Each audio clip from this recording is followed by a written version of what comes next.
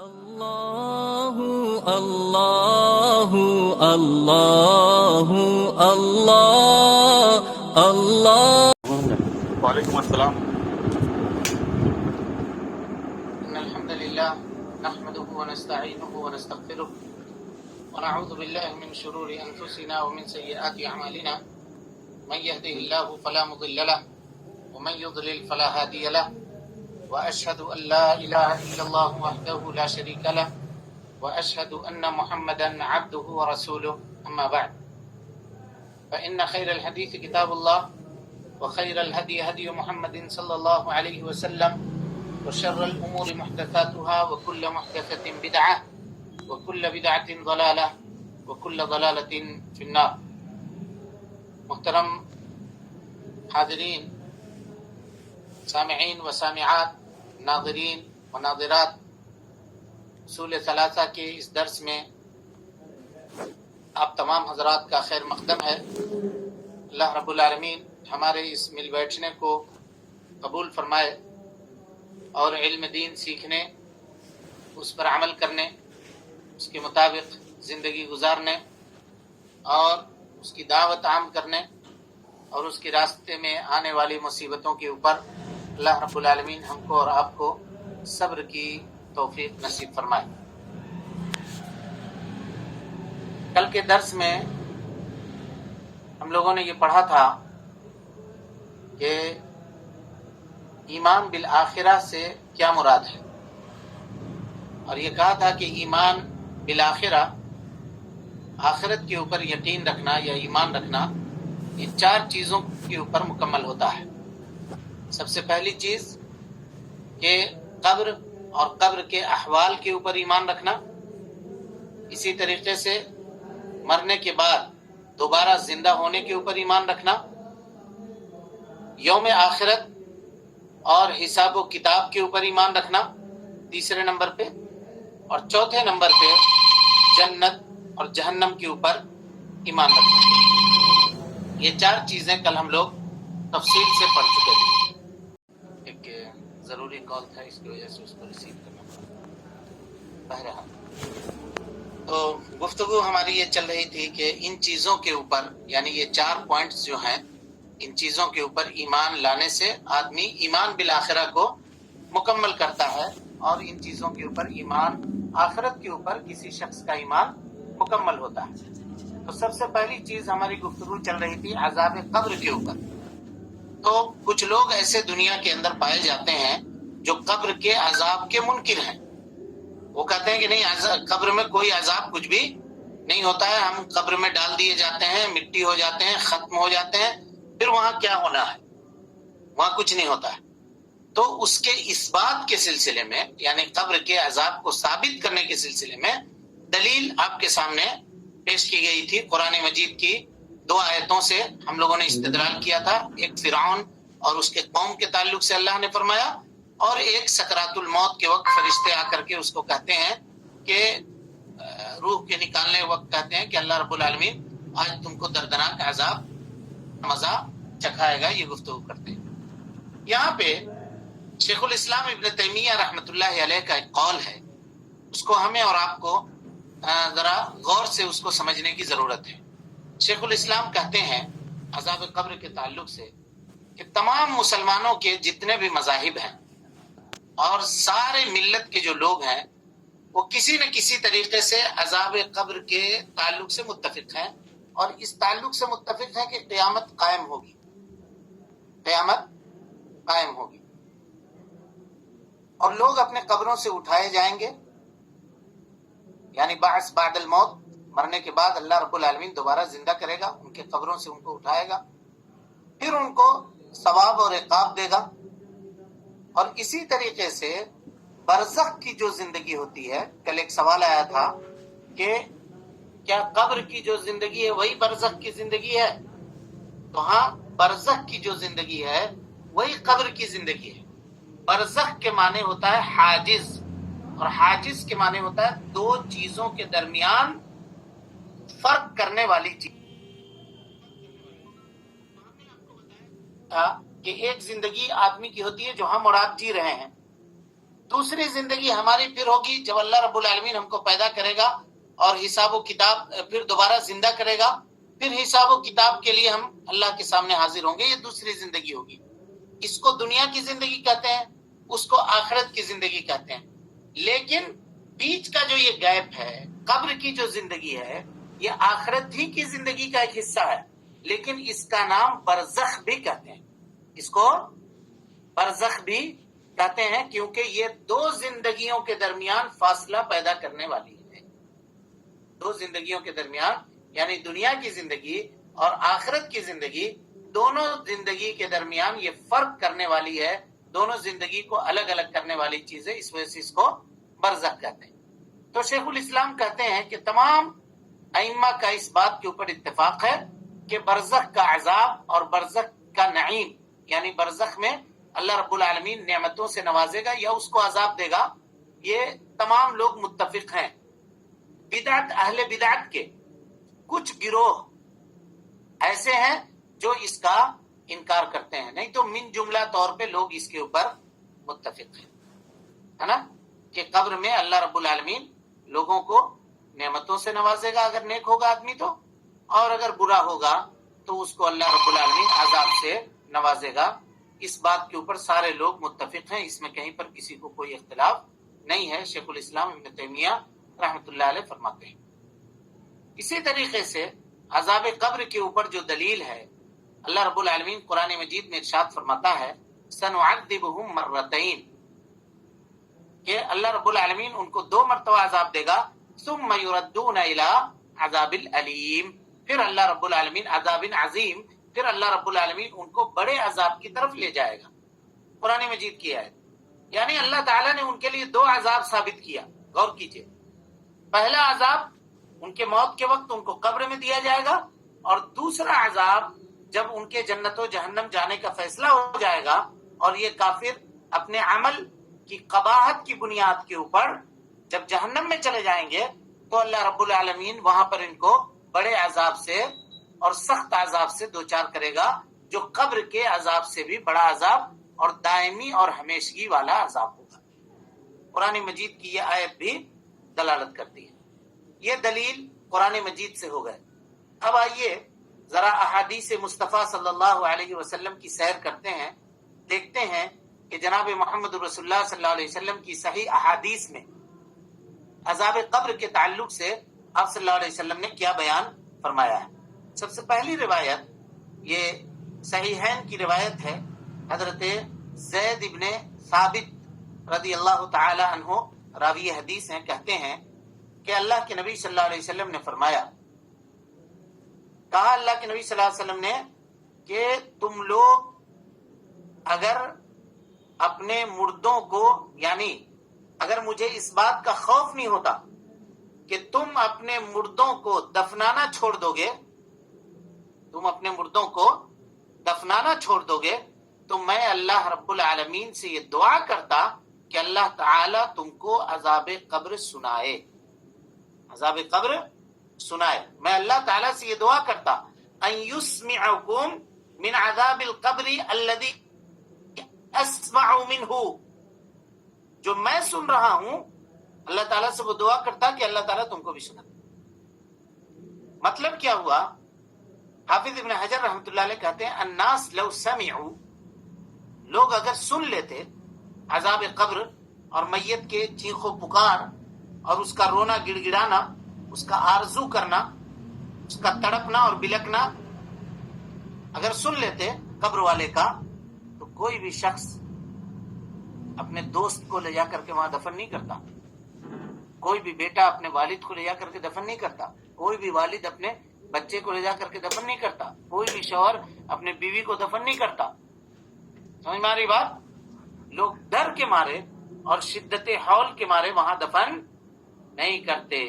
उसके बाद रिवायत लंबी है, उसके बाद सुम्मा अक़बला मिन वजहिही, अल्लाह के नबी सल्लल्लाहु अलैहि वसल्लम ने सहाबा किराम की तरफ अपना चेहरा मुबारक को किया और उसके बाद कहा नऊज़ु बिल्लाहि मिन अज़ाबिन नार, हम अल्लाह रब्बुल आलमीन से जहन्नम के अजाब से पनाह चाहते हैं। सारे के सारे सहाबा ने कहा नऊज़ु बिल्लाहि मिन अज़ाबिन नार। پھر کہا نعوذ باللہ من عذاب القبر، ہم اللہ رب العالمین کی پناہ چاہتے ہیں عذاب قبر سے۔ تمام صحابہ کرام نے کہا کہ نعوذ باللہ من عذاب القبر۔ پھر آپ نے کہا نعوذ باللہ من الفتن، ہم اللہ رب العالمین سے فتنوں سے پناہ چاہتے ہیں، ما ظہر منہا وما بطن، جو فتنے ظاہر ہیں اور جو فتنے پوشیدہ ہیں، ان تمام فتنوں سے پناہ چاہتے ہیں۔ سارے کے سارے صحابہ نے کہا نعوذ باللہ من الفتن ما ظہر منہا وما بطن۔ پھر اس کے بعد اللہ کے نبی صلی اللہ علیہ وسلم نے فرمایا نعوذ باللہ من فتنۃ المسیح الدجال، ہم دجال کے فتنے سے پناہ چاہتے ہیں۔ سارے کے سارے صحابہ نے کہا کہ ہم بھی دجال کے فتنے سے پناہ چاہتے ہیں۔ اس کے بعد یہ حدیث امام مسلم نے اور امام بخاری رحمۃ اللہ علیہ نے اس حدیث کو روایت کیا ہے۔ یہ اس بات کے اوپر دلالت کرتی ہے کہ میت کو دفن کرنے کے بعد اگر وہ برا ہوتا ہے تو اس کو عذاب دیا جاتا ہے قبر کے اندر، اور اگر وہ نیک ہوتا ہے تو اس کے نعمتوں سے اللہ رب العالمین نوازتا ہے۔ ورنہ اللہ کے نبی صلی اللہ علیہ وسلم کے کہنے کا یہ کیا مطلب ہوتا کہ اگر تم لوگ اپنے مردوں کو دفنانا بند کر دو گے، اگر مجھ کو اس کا ڈر نہیں ہوتا تو میں اللہ رب العالمین سے یہ دعا کرتا کہ اللہ رب العالمین تم کو قبر کے عذاب کو سنائے۔ اسی طریقے سے صحیحین کی دوسری روایت ہے، اللہ کے نبی صلی اللہ علیہ وسلم جب میدان جنگ بدر ختم ہو گیا اور میدان بدر میں مشرکین کو قتل کیا گیا تھا اور ان کو اٹھا کر کے وہاں بدر میں ایک کنواں ہے اس کنویں میں ڈال دیا گیا تھا، تو اللہ کے نبی صلی اللہ علیہ وسلم اس کنویں کے منڈیر پر آئے، کنویں کے پاس پہنچے، اور اس کے بعد آپ نے ان کو آواز لگائی، جو لوگ بدر میں مارے گئے تھے مشرکین کی جانب سے، ان کو آپ نے آواز لگایا، کہا یا فلان ابن فلاں، اے فلانے کے بیٹے فلاں، اے فلانے کے بیٹے فلاں، اور کیا کہا هل وجدتم ما وعد ربکم حقا، تمہارے رب نے تم سے جو وعدہ کیا تھا کیا تم نے اس کو سچ پایا؟ جو وعدہ تم سے کیا گیا تھا تم پا گئے اس چیز کو؟ فإنی وجدت ما وعدنی ربی حقا، کیونکہ میں اللہ کے نبی صلی اللہ علیہ وسلم نے مشرکین کے ان مردہ لوگوں سے جو کنویں میں ڈالے گئے تھے ان سے خطاب کیا اس حال میں کہ وہ اپنے قبر میں تھے، وہ کنواں ان کے لیے قبر تھا۔ یہ دلالت کرتا ہے اس بات کے اوپر کہ قبر کے اندر مردوں کو ان کے اعمال کے حساب سے بدلہ دیا جاتا ہے، اگر نیک ہے تو نیک اور اگر برا ہے تو برا، یہ بدلہ دیا جاتا ہے۔ یہ اس بات کا ثبوت ہے۔ یہ بات سمجھ میں آ رہی ہے لوگوں کو؟ سارے کو سمجھ میں آ رہی ہے بات؟ ہاں، اسی طریقے سے ہم لوگ یہ کوشش کریں کہ تمام دلائل جو ہیں وہ ایک مرتبہ ہم لوگوں کی نگاہ سے گزر جائیں۔ اسی طریقے سے اللہ کے نبی صلی اللہ علیہ وسلم کی روایت ہے، اللہ کے نبی صلی اللہ علیہ وسلم سے روایت ہے، حدیث ہے، آپ صلی اللہ علیہ وسلم نے فرمایا، مسلم کی روایت ہے کہ تم لوگ جب اپنے میت کو دفن کر کے قبر میں واپس لوٹتے ہو تو میت تمہارے پاؤں کے چلنے کی آہٹ کو سنتا ہے، چلنے کی آہٹ کو سنتا ہے، اور اس کے بعد دو فرشتے آتے ہیں، اس سے سوال و جواب کرتے ہیں۔ اگر سوال و جواب میں وہ ٹھیک نکل گیا تو ٹھیک ہے، معاملہ اس کے لیے جنت کے دروازے کھول دیے جاتے ہیں، اس کے قبر کو کشادہ کر دیا جاتا ہے، اور اگر نہیں تو پھر اس کے لیے جہنم کے دروازے کھول دیے جاتے ہیں اور فرشتے اس کے اوپر مسلط کر دیے جاتے ہیں۔ یہ حدیث دلالت کرتی ہے کہ آدمی کو قبر میں عذاب دیا جاتا ہے یا قبر میں اللہ رب العالمین اس کو نعمتوں سے نوازتا ہے۔ اسی طریقے سے اللہ کے نبی جناب محمد رسول اللہ صلی اللہ علیہ وسلم کی حدیث ہے، آپ صلی اللہ علیہ وسلم، یہ ساری حدیثیں دلائل آپ کے سامنے اس لیے پڑھی جا رہی ہیں کہ آپ جان لیجئے کہ یہ چیز ثابت ہے، برحق ہے، اور بہت ساری احادیث اس بات کے اوپر دلالت کرتی ہے کہ قبر میں عذاب دیا جائے گا، قبر میں عذاب دیا جائے گا۔ اللہ کے نبی صلی اللہ علیہ وسلم نے فرمایا، اذا فرغ احدکم من التشہد، تم میں کا کوئی آدمی جب تشہد سے فارغ ہو جائے، یعنی التحیات للہ والصلوات والطیبات نماز میں پڑھ لے، تو فلیستعذ باللہ من اربع، 4 چیزوں سے اللہ رب العالمین سے پناہ چاہے، 4 چیزوں سے۔ کس کس چیز سے؟ کہا اعوذ باللہ من عذاب جہنم، اے اللہم انی اعوذ بک من عذاب جہنم، اے اللہ رب العالمین میں جہنم کے عذاب سے تجھ سے پناہ چاہتا ہوں. ایک. دوسرے نمبر پہ کہے ومن عذاب القبر، قبر کے عذاب سے پناہ چاہتا ہوں. کہے ومن فتنۃ المحیا وفتنۃ الممات، زندگی کے فتنے سے، موت کے فتنے سے پناہ چاہتا ہوں. ومن فتنۃ المسیح الدجال، اور دجال کے فتنے سے پناہ چاہتا ہوں. حدیث صحیح مسلم کی ہے. صحیح مسلم میں اللہ کے نبی صلی اللہ علیہ وسلم نے ہم کو اور آپ کو یہ سکھایا کہ تم لوگ جب تشہد میں ہو اور تحیات پڑھنے سے فارغ ہو جاؤ تو اس کے بعد کیا پڑھو؟ اللہ رب العالمین سے ان 4 چیزوں سے پناہ چاہو. اور اس میں عذاب قبر کا تذکرہ کیا. یہ اس بات کے اوپر دلالت کرتا ہے کہ بندے کو قبر میں عذاب دیا جاتا ہے. سمجھ میں آ گئی بات؟ ہاں جی جی کلیئر ہے سب کو؟ اب آگے آئیے. اسی طریقے سے عذاب قبر کے اوپر دلالت کرنے والی ایک اور چیز ہے. اللہ کے نبی صلی اللہ علیہ وسلم نے فرمایا، ان حدیثوں کو غور سے سنیے گا، ان احدکم، تم میں کا کوئی، اذا ماتا، جب مر جاتا ہے، عرض علیہ، اس کے اوپر پیش کیا جاتا ہے، مقعدہ، اس کے ٹھکانے کو، بالغداۃ والعشی، صبح کو بھی شام کو بھی. اللہ رب العالمین اس کا ٹھکانہ پیش کرتا ہے. ٹھکانہ اس کا کیا ہے؟ ان کان من اہل الجنہ، اگر مرنے والا شخص نیک ہے، توحید والا ہے، موحد ہے، اچھے اعمال کر کے دنیا سے رخصت ہوا ہے، ان کان من اہل الجنہ، اگر وہ جنتی لوگوں میں سے ہے تو جنت، ان کان من اہل النار فمن اہل النار، جنت پیش کیا جاتا ہے. اور اگر وہ جہنمی ہے اپنے عمل کی بنیاد پر، کفر و شرک کی بنیاد پر، تو اللہ رب العالمین اس کے نگاہوں کے سامنے اس کو جہنم پیش کرتا ہے صبح و شام، اور اس کو دکھاتا ہے حتی یبعثک اللہ یوم القیامہ، یہاں تک کہ قیامت کے دن اس کو اٹھا لیا جائے گا. یعنی جس دن وہ مرا ہے اس دن سے لے کر کے قیامت تک صبح و شام اس کے نگاہوں کے سامنے اس کا ٹھکانہ پیش کیا جائے. اور ظاہر سی بات ہے جس کو جنت دکھایا جائے گا وہ جنت کو دیکھ کر کے خوش ہوگا نہیں ہوگا؟ بولیے ہوگا. ہوگا. یہ نعمت ہوئی اس کی. اور جس کو جہنم دکھایا جائے گا وہ جہنم دیکھ کر کے خوف کھایا جائے، ڈرے گا کہ نہیں ڈرے گا؟ اس کو تکلیف ہوگی یا نہیں ہوگی؟ تکلیف ہوگی. تو یہ اس کے لیے عذاب ہوا. آگے آئیے، کہا کہ اسی طریقے سے ایک دوسری روایت ہے، فرمایا اللہ کے نبی صلی اللہ علیہ وسلم نے کہ کوئی بھی آدمی جس کو قبر میں دفن کیا جاتا ہے، ما من مقبور، جس کو قبر کے اندر دفن کر دیا گیا، مقبور کر دیا یعنی چھپا دیا گیا، دفن کر دیا گیا، الا عرض علیہ مقعدہ، اللہ رب العالمین اس کے اوپر اس کے ٹھکانے کو پیش کرتا ہے. ان کان من اہل النار، اگر وہ مرنے والا جہنمی ہے تو عرض علیہ مقعدہ اولا، سب سے پہلے اس کو جہنم لا کر کے دکھایا جاتا ہے، یہ تمہارا ٹھکانہ ہے نا. ان کانا نہیں، حدیث الٹی ہو گئی، کہا ان کان من اہل الجنہ، اگر وہ آدمی جنتی ہے مرنے والا.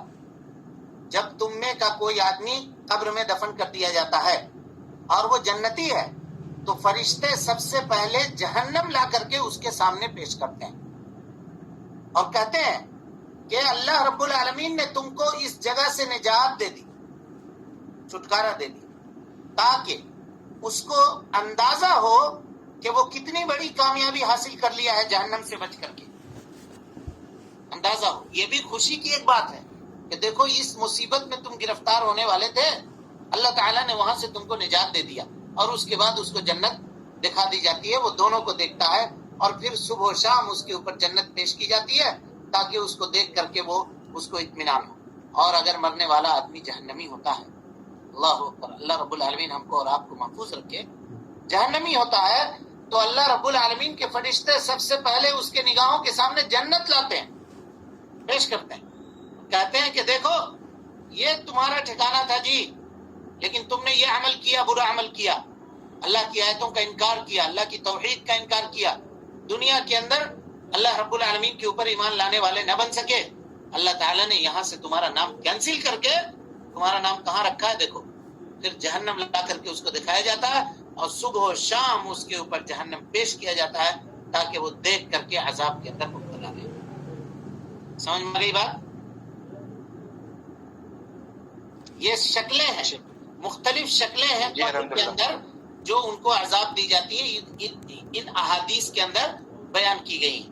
ہم نے کوشش کی ہے کہ اکثر احادیث کی جو صحیح ہیں ان کو آپ کے سامنے سمیٹ دیں، تمام کے تمام تو نہیں، لیکن ان میں سے جو مشہور احادیث ہیں ان کو ہم نے جمع کرنے کی کوشش کی ہے۔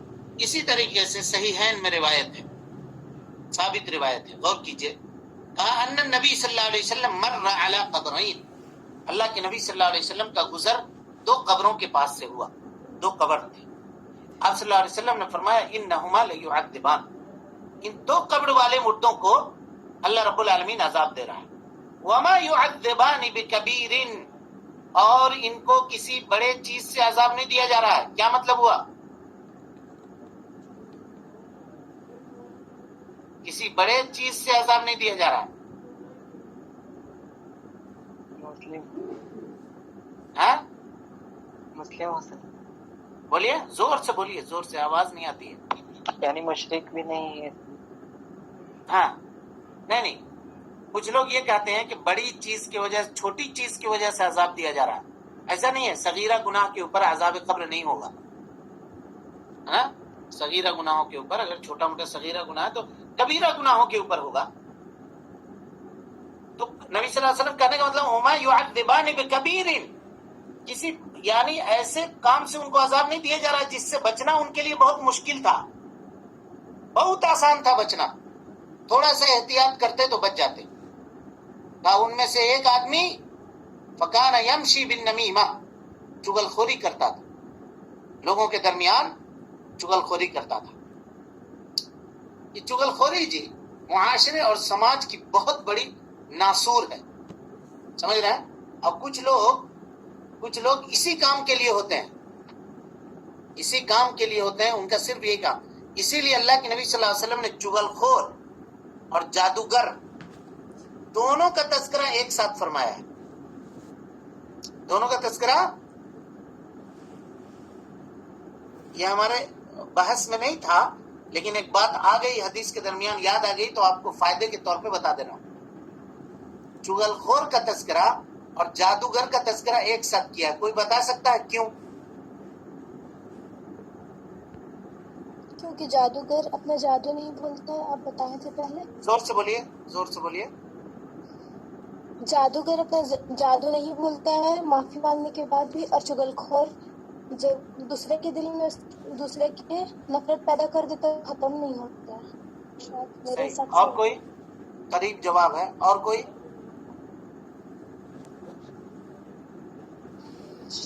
کیونکہ دونوں فساد پھیلاتے ہیں۔ دونوں کے ساتھ پھیلا۔ صحیح۔ اور کوئی؟ اس کے دل پر اثر ہوتا ہے۔ دیکھیے، بلکہ علامہ ابن قیم رحمۃ اللہ علیہ کہتے ہیں کہ یہ دونوں کو ایک ساتھ ذکر کرنے کی وجہ کیا ہے؟ کہتے ہیں کہ چغل خور ایک سیکنڈ میں وہ کام کر دیتا ہے، ایک سیکنڈ میں، جس کو کرنے کے لیے جادوگر کو سال بھر کا بھی وقت لگ سکتا ہے۔ جس کو کرنے کے لیے جادوگر کو سال بھر کا وقت لگتا ہے۔ جادو آدمی کیوں سیکھتا ہے؟ وَيَتَعَلَّمُونَ، اللہ رب العالمین نے قرآن میں فرمایا سورہ بقرہ کے اندر، وَيَتَعَلَّمُونَ مَا يُفَرِّقُونَ بِهِ بَيْنَ الْمَرْءِ وَزَوْجِهِ، جادو سیکھتا تھا تاکہ وہ میاں بیوی کے درمیان تفریق کر دے، یعنی دو محبت کرنے والے لوگوں کے درمیان میاں بیوی کا اغلبیت کی وجہ سے نام لیا گیا، لیکن دو دوستوں میں جدائی کر دے، رشتہ دار کو رشتہ دار سے لڑا دے، بھائی کو بھائی سے الگ کر دے، باپ کو بیٹے سے بدزن کر دے، یہ ساری چیزیں اس کے اندر داخل ہیں۔ وَيَتَعَلَّمُونَ مَا يُفَرِّقُونَ بِهِ بَيْنَ الْمَرْءِ وَزَوْجِهِ، یعنی تفرقہ مقصد ہوتا ہے، لوگوں کے دلوں کو جدا کرنا مقصد ہوتا ہے، لیکن جادوگر کو یہ کام کرنے میں محنت لگتی ہے، ٹوٹکا کرے گا، کہاں سے کیا جمع کرے گا، اس کا یہ کرے گا، پھر اس کے اوپر جادو کرے گا، منتر پڑھے گا، پھونکے گا، تب وہ جادو اثر کرے گا، نہیں کرے گا، نہیں کرے گا۔ سمجھ میں آ رہی بات؟ یہ جادوگر کا معاملہ ہے، لیکن چغل خور آپ سے بات سن کر کے جائے گا، ایک منٹ میں اس کے کان میں جا کر کے بول دے گا کام ختم، اثر کر گیا، دوسرے دن سے وہ آدمی آپ سے بدزن ہو جائے گا۔ मुंह टेढ़ा कर लेगा। समझ में आ रही बात? जी आ सर। रही है नहीं आ रही? इसीलिए अल्लाह के नबी सल्लल्लाहु अलैहि वसल्लम ने जहां जादूगर का तस्करा किया वहीं कहा अला उनब्बिउकुम मल अज़हु, लोगों मैं तुम्हें आगाह न कर दूं कि ये अज़ह क्या है। पूछा लोगों ने कि बताइए अल्लाह के रसूल सल्लल्लाहु अलैहि वसल्लम क्या है, तो आपने कहा अलकालतु बैनन नास, लोगों के दरमियान चुगलखोरी करना। इसकी बात सुन करके वहां पेश कर देना, उसकी बात सुन करके यहाँ ला करके दे देना, और बीच में बैठ करके मजा लेना, बीच में बैठ करके मजा लेना, लोगों को लड़ा करके। समझ में आ रही बात? तो अजाब जहन्नम में से, यानी ये कब्र के अजाब के असबाब में से एक बड़ा सबब है ये चुगलखोरी।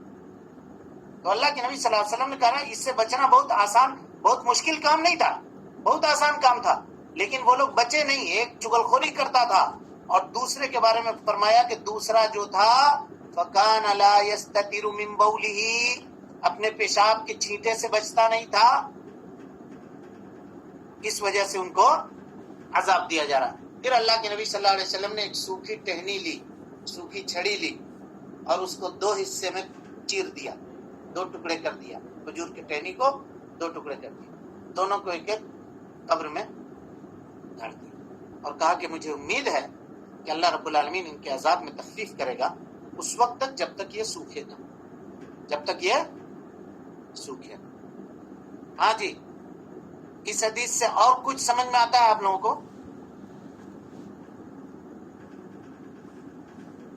जी ये बहुत से लोग कहते हैं कि फूल भी इसलिए चढ़ाते थे, बहुत यही दलील लेते।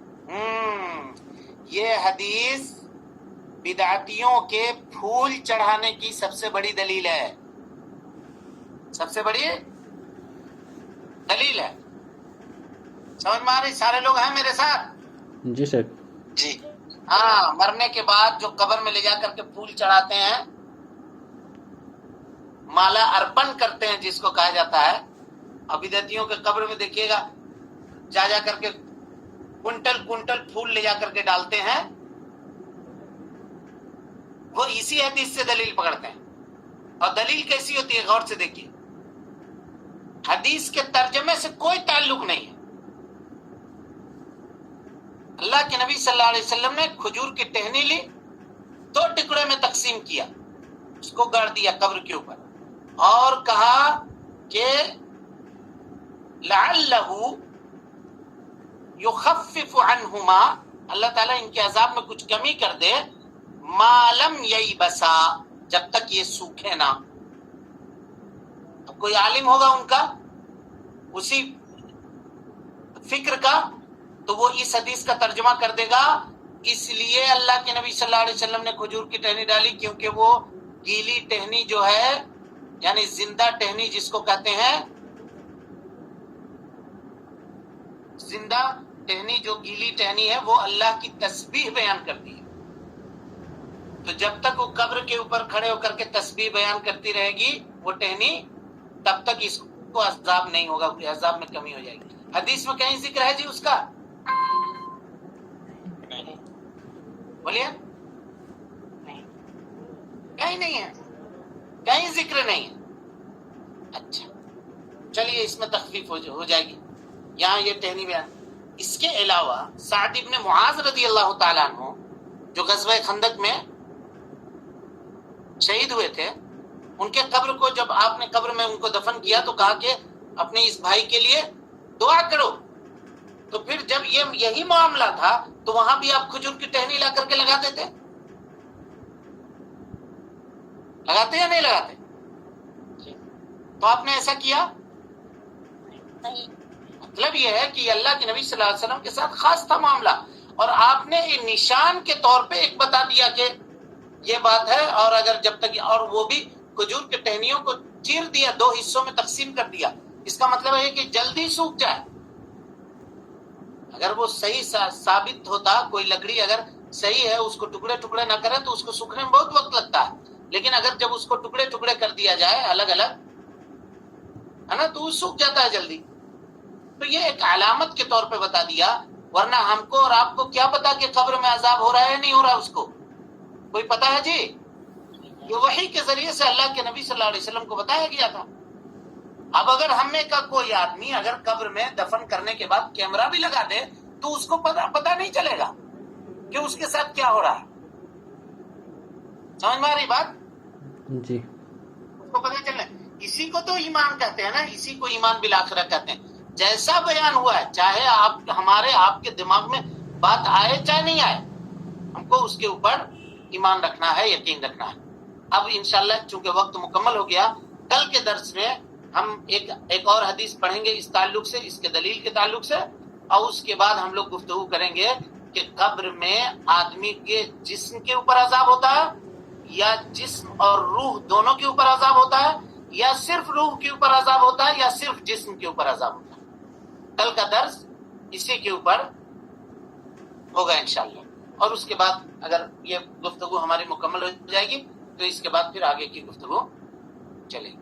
اللہ رب العالمین سے دعا ہے کہ اللہ تعالی ہمیں اور آپ کو حسن عمل کی توفیق دے، ہماری اصلاح فرمائے، جب تک زندہ رکھے دین اسلام پہ زندہ رکھے، اور جب اٹھائے ایمان پہ اٹھائے۔ آمین واخر دعوانا ان الحمدللہ رب العالمین۔ آج جی کسی کوئی سوال ہے آج کے درس کے تعلق سے؟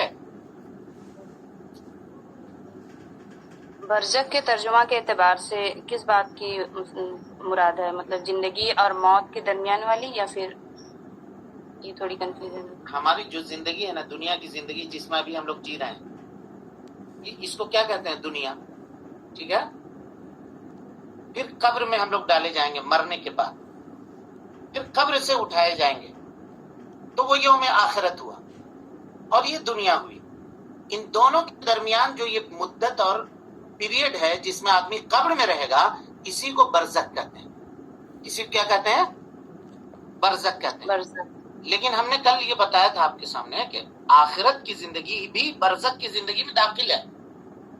جو بھی آدمی مر گیا اس کی قیامت قائم ہو گئی۔ حدیث کل پڑھا تھا نا میں نے، نبی صلی اللہ علیہ وسلم نے فرمایا کل من مات فقد قامت قیامتہ، جو آدمی مر گیا سمجھو کہ اس کی قیامت شروع ہو گئی۔ یعنی یوم آخرت کا آغاز ہمارا یہیں سے ہو گیا، جب سے مرا آدمی۔ اسی لیے تو ہم یوم آخرت میں قبر کو پڑھ رہے ہیں۔ سمجھ گئے بات کو؟ جی ہاں۔ اب اس کو اور مزید اگر سمجھنا چاہتے ہیں تو اس کو اس طرح سمجھیے، تھوڑا سا 2 منٹ کا وقت دیجیے آپ، یہ برزخ کی وضاحت ہو جائے گی۔